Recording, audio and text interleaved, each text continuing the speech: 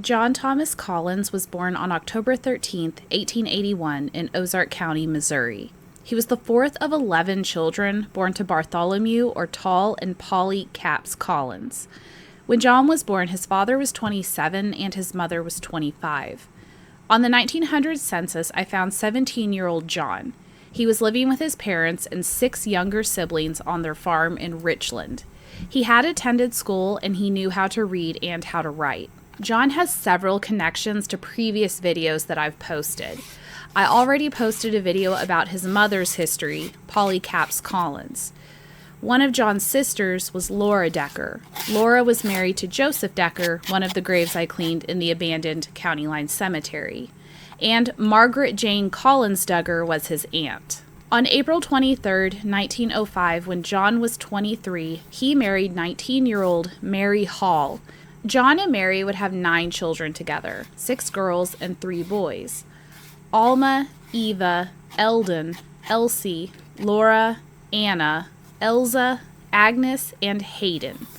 Mary would have her children from the age of 20 until the age of 38. After marriage, the couple continued to live in Richland and started their own farm. In 1917, John filled his draft registration card out for World War I.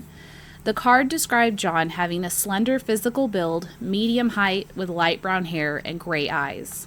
At some point after 1917, John's family moved to West Plains in Howell County, Missouri. I found a newspaper article from May 8, 1924, that stated John was critically ill with an ulcerated stomach and he was admitted to the Christa Hogan Hospital. An ulcerated stomach is a sore in the lining of the stomach, and it allows the stomach acid to erode the tissue. The article also stated John lived on West 1st Street at the Riley boarding house.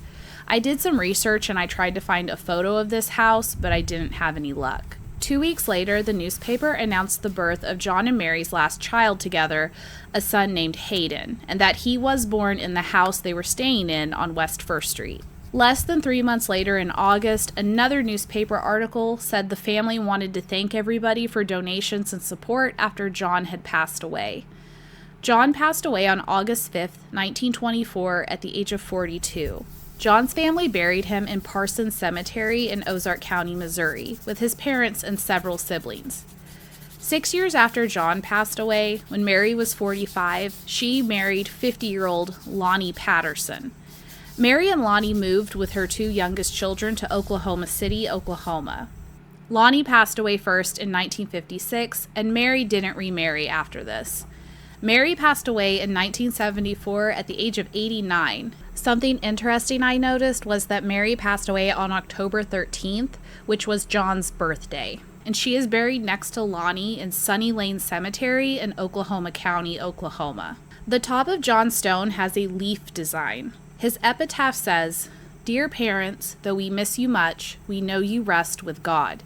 He has gone from his dear ones, his children, his wife, whom he willingly toiled for and loved as his life." When I went to John's Find a Grave page, the photo posted of his grave was at a strange angle. It was very dirty and you couldn't read anything on it.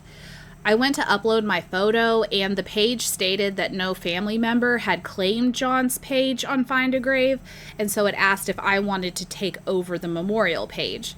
Since he is in my husband's family tree, I did go ahead and request to be the manager of it, but if any closer family members want to take over, I would happily pass it on to them. I went ahead and uploaded my clean photo and I typed in what his epitaph said. I also went through and I requested several of his children's pages be linked to his, since only I think 3 or 4 of his children were linked to his Find a Grave page. My family tree showed that I'm not related to John, but my husband is. John is his 3rd cousin 4 times removed. Thank you for watching. Rest in peace, John.